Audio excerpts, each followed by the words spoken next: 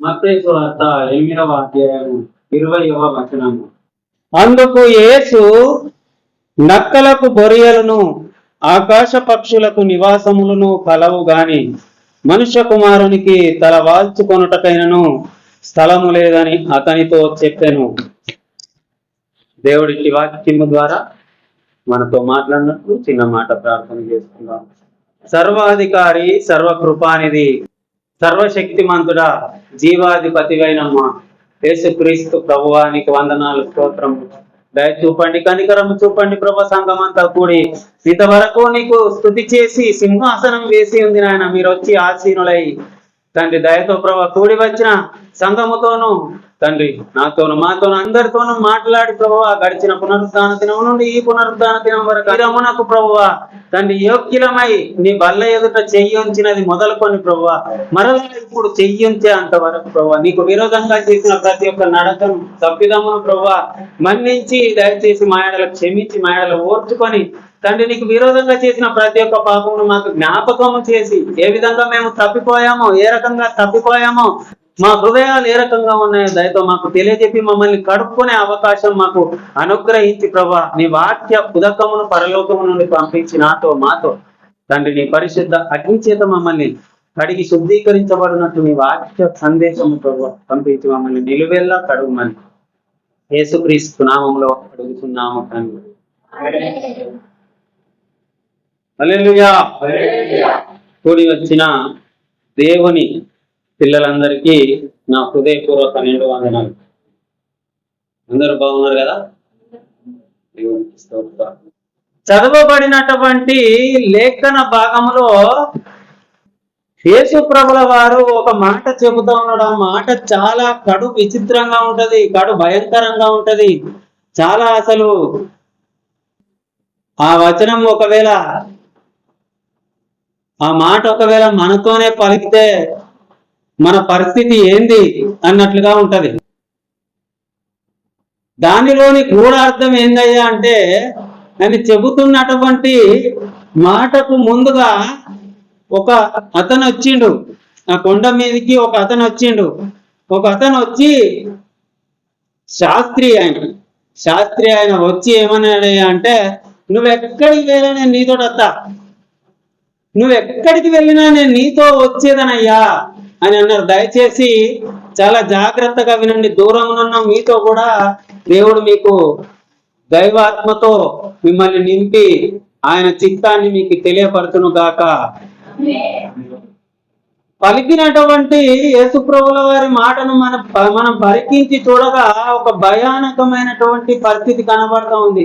నా యొద్దకు వచ్చి వారిని నేను ఎంత మాత్రము త్రోసివేయ అని చెప్పి ఉన్నాడు యేసుప్రభుల వారు. ఆయనే రక్షకుడు, ఆయన ద్వారానే రక్షణ. కానీ ఆయన పలికినటువంటి మాట చాలా భయంకరమైనది. అయ్యా నువ్వు ఎక్కడికి పోయినా నేను నీ దగ్గరికి వస్తా అని అంటే ఇండైరెక్ట్ గా సింపుల్ గా చెప్తా ఉన్నాడు. ఆయన ఏమని చెప్తా ఉన్నాడు అయ్యా అంటే, నక్కలకు బొరియలు ఉన్నాయి, ఆకాశ పక్షులకు నివాసములు ఉన్నాయి, మనుష్య కుమారునికి తల వాల్చుకుంటకు స్థలమైన లేదు, నాకే స్థలం లేదు, నువ్వెక్కడికి వచ్చి ఉంటావు, నాకే తల వాల్చుకోవడానికి స్థలం లేదు, నువ్వు ఎక్కడికి వచ్చి ఉంటావు అని పలికింది. అయితే ఈ రకంగా పలికినటువంటి విషయాన్ని కొద్దిగా కిందికి పోయి చదువుకుంటే ఇంకో భయంకరమైనటువంటి విషయం. ఇది ఎందుకు భయంకరం అంటా ఉన్నా అంటే దేవుడి ఉద్దేశాన్ని గ్రహించడం చాలా చాలా చాలా మనకు అగోచరం. ఒకసారి అదే అధ్యాయంలోని కింది వచనంలో చదువుకుందాం. కింది వచనం 21వ వచనం, 20 చదివాం కదా, 21. శిష్యులలో మరి ఒకడు, ప్రభువా నేను మొదట వెళ్ళి నా తండ్రిని పాతి పెట్టుటకు నాకు సెలవిమ్మని ఆయనను అడగగా, యేసు అతన్ని చూచి నన్ను వెంబడించుము, మృతులు తమ మృతులను పాతి పెట్టుకోననిమ్ము. అయ్యా ఆయన ఏమన్నాడు? అతని తండ్రిని పాతి పెట్టడానికి పోతాడట. పాతి పెట్టడం ఎవరిని పాతి పెట్టడం? చనిపోయిన వారిని పాతి పెడతాం అంటే ఆల్రెడీ ఈయన తండ్రి ఏమై ఉన్నారు? చనిపోయి ఉన్నాడు. చనిపోయి ఉన్న తండ్రిని పాతి పెట్టుకుని వస్తా అని అంటే ఒప్పుకుంటలేడు యేసుప్రభుల వారు. తల్లిదండ్రులను ప్రేమించమని చెప్పిండా లేదా? మొట్టమొదటి ఆజ్ఞనా లేదా? ఆయన తండ్రిని పాతి పెట్టుకుని వస్తా అంటే వద్దంటే అంత్యక్రియలు జరిగించద్దా? తల్లిదండ్రులను ఎట్లా సన్మానిస్తారు మరి? అటువంటి వాడు ప్రేమ లేనట్టుగా ఏదో ఒక ఏకాకి పక్షి అయినట్టు తల్లిని కూడా కాదు. యేసుప్రభుల గారు తండ్రిని ఎంతో గౌరవిస్తాడు. అలాంటి వ్యక్తి ఏమంటాడు అంటే, నేను నా తండ్రిని పాతి పెట్టుకొని వస్తా అంటే అక్కడ ఉండని శివనాడు ఉండని, నువ్వు వచ్చేసి నన్ను వెంబడి. ఏంది విపరీతమైనటువంటి ధోరణి, ఈ విచిత్రమైనటువంటి ధోరణి ఏంది? పైన ఒక శాస్త్రి వస్తానంటే ఏం చెప్పిండు? అసలు సమాధానమే కాదు. నువ్వు రావద్దని చెప్పలే, నాకే అక్కడ పండుకునే దానికి స్థలం లేదు, నువ్వు వస్తా అంటాను. కానీ నేను పోయి వస్తాయ్యా, మా తండ్రిని పాతి పెట్టుకొని వస్తా అని అంటే ఏమని చెప్తాడయ్యా అంటే, నువ్వు రా ఫస్ట్, అక్కడ వదిలిపెట్టు. ఆ శవాన్ని ఏం చేయాలన్నట? అక్కడ వదిలిపెట్టాలన్నట. శవానికి అంత్యక్రియ చేయాలన్నా వద్దా? మళ్ళీ ఎవరో కాదు, మంది కాదు, ఒక మనిషి, ఒక కాకి ఆడ చనిపోతేనే ఆ కాకులన్నీ వచ్చి వారి అని పెడతాడు.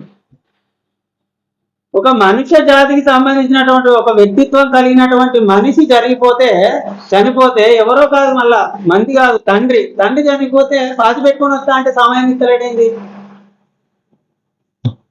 చూడండి, దేవుని యొక్క వ్యక్తిత్వాన్ని అర్థం చేసుకోవడం చాలా కష్టం. ఈయన చెబుతున్నది నక్కలకు గొర్రెలున్నాయి, ఆకాశ పక్షులకు నివాసములు ఉన్నాయి అంటే అర్థం ఏంటిదయ్యా అంటే, ఈయన ఒకే ఒక్క మాట కోరుతా ఉన్నాడు. ఈయన కోరుకునేది ఏంటిదయ్యా అంటే, నీ నీ నీ నీ హృదయములో యేసు స్థానం కోరుకుంటా ఉన్నాడు. నీ హృదయాన్ని కోరుకుంటా ఉన్నాడు.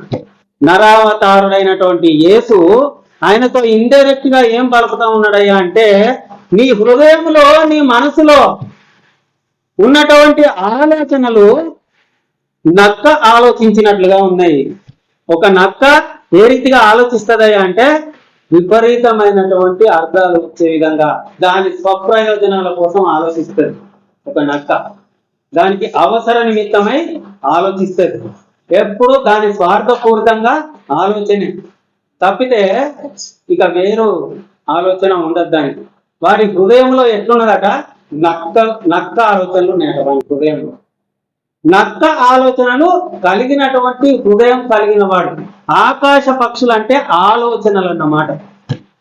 ఆకాశ పక్షులు పైన తిరిగేటి అవన్నీ ఆలోచనలు. మనుష్య కుమారునికి తలవార్చుకున్నటకు నీ హృదయంలో స్థానము లేదు కనుక నువ్వు నాకు అక్కర్లేదు. హల్లెలూయా. ఏమంటాడు? నీ హృదయంలో నాకు స్థానం లేదురా, నువ్వు వచ్చి ఏం చెప్తావు నాతోటి? వీడు ఇంతకు ముందు ఏం చేసిండయా అంటే, యేసుప్రభుల వారు ఎక్కడ రొట్టె వేస్తే అక్కడికి వచ్చింది. మంచిగా ఫుడ్ దొరుకుతాను, ఫుడ్ మంచిగా దొరుకుతాను, ఫుడ్ కోసం వస్తాడు యేసయ్యను వెంబడించడానికి. కానీ యేసును వెంబడించడానికి వస్తలేడు. యేసయ్యను ఏ కారణం చేత వెంబడించడానికి వస్తాడు? ఫుడ్ దొరుకుతాంది, అన్ని వెళ్తాయి, ఇక్కడ ఉంటాయి అన్ని అని వస్తాడు. కానీ హృదయం అందు దేవునికి ఏం చేయలేదట? స్థానం ఇయ్యలేదు. కనుక వాడిని అద్దుతాడు యేసయ్య. వద్దు, నక్కలకు గొర్రెలున్నాయి అంటే నీ మనసులో, నీ హృదయంలో నక్క ఆలోచనలు కలిగి ఉన్నావు. ఆకాశ పక్షులకు నివాసములు ఉన్నాయి. ఆకాశ పక్షులు అనగా కొన్ని అపవిత్ర ఆత్మలకు సాదృశ్యంగా ఉన్నాయి. ఆకాశ పక్షులకు నివాసములను కలవు గాని మనుష్య కుమారునికి తలవాల్చుకొనుటకు నీ హృదయములో స్థానము లేదు. కనుక నువ్వు నాకేమర్థం?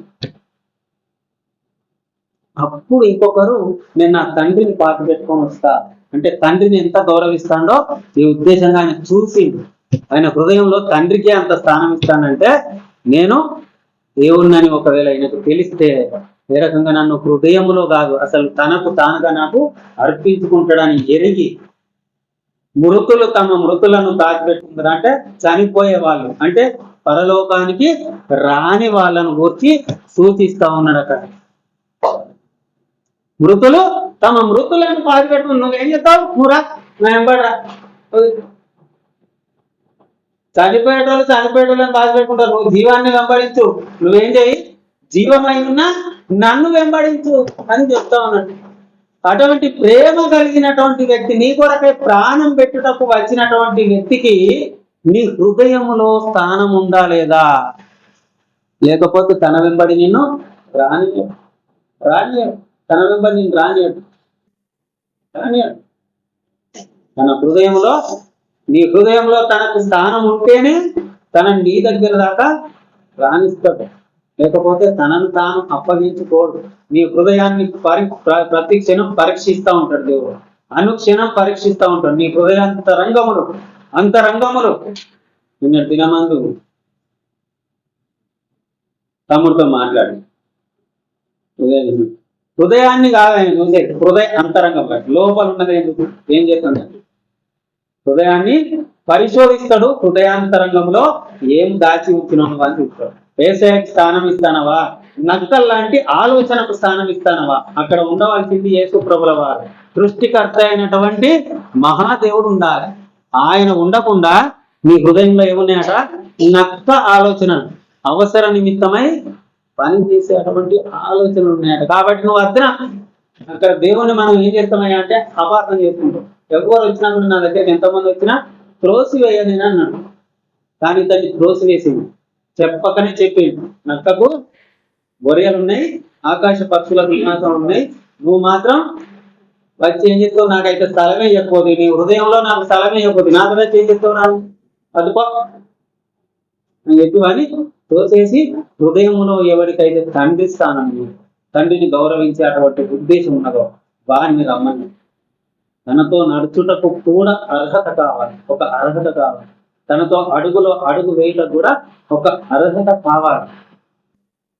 ఆ అర్హత కలిగిన వాళ్ళమై మనం ఉండాలి. ఆ రకంగా దేవుడిని నువ్వు ఏ రకంగా చూస్తా ఉన్నావు?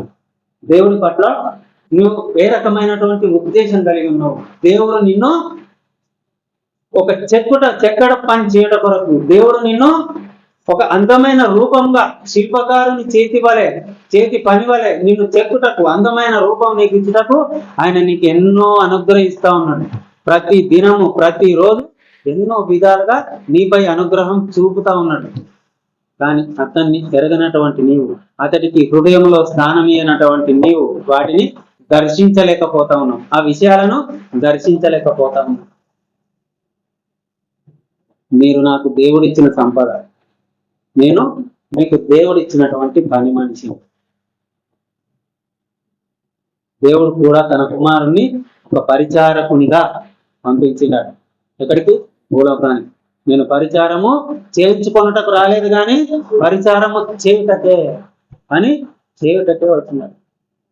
అది త్యాగపూరితమైన పని, దేవుని మర్మమైనటువంటి పని, అఖండ బలియజ్ఞం జరిగించేటువంటి పని, లోక కళ్యాణం కొరకై పశువుగా వధింపబడినటువంటి పశువుగా ఆయన వధింపబడుతున్నటువంటి పని, లోక కళ్యాణార్థమై ఆయన స్వరక్తం ఇచ్చేటువంటి పని.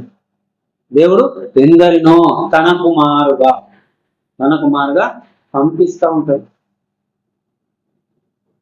తన కుమారుగా పంపించినటువంటి వాళ్ళ మీద మనం గురి కలిగి ఉండాలి. హల్లెలూయా. మనము కూడా పంపించిన వాళ్ళ మీద గురి కలిగి ఉండాలి. పంపించిన వాళ్ళు కూడా తాను అప్పగింపబడినటువంటి, తన కొరకు అప్పగింపబడినటువంటి తన పిల్లల మీద ఒక గురి కలిగి